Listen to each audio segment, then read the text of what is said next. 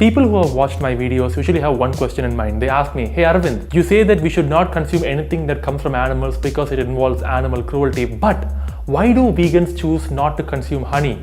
Where's the cruelty in that? Well, before we dive head first into learning how honey is actually manufactured, let us first learn a bit about honeybees themselves.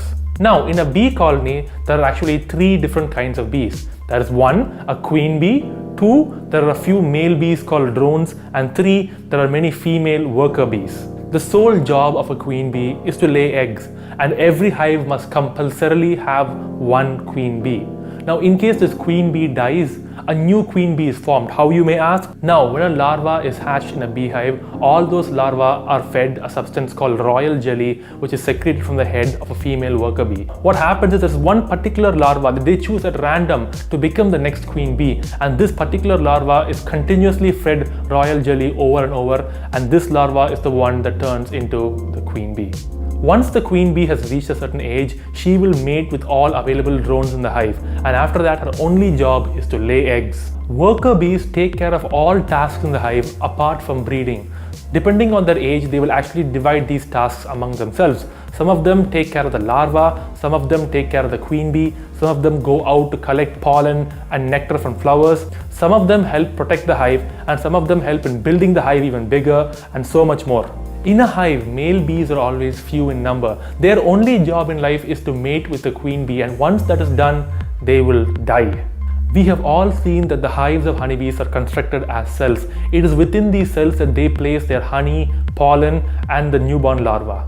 Now, many of us wrongly assume that the liquid that bees extract from flowers is actually honey, but no, that's a liquid called nectar. Once enough nectar is collected, these bees will go to the hive and exchange nectar from the mouth of one bee to another, to another, to another. Now, this is done because this exchange happening helps reduce the amount of water content in the nectar. And finally, at one point, the nectar is swallowed and it is mixed with the acid and enzymes in the stomach of the bees and spat out. So yes, my friends, you may find honey very delicious, but do realize that it is nothing but the regurgitated vomit of a bee after having sucked up nectar from a flower. So why do bees collect and store honey? You see, during the harsh winter or during stormy or rainy seasons or during seasons where which flowers no longer bloom, this honey acts as a reservoir of food for them, and not to mention during cold seasons, this honey also acts as an insulation device for them.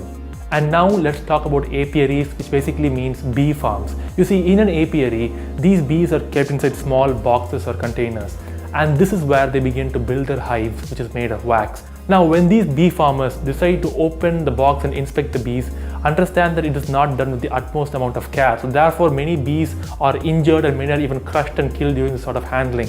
And when finally the bee farmer does decide to extract honey from the boxes, they begin to spray smoke on them. Now, do understand that this sort of smoking causes a lot of stress and disorientation amongst the bees.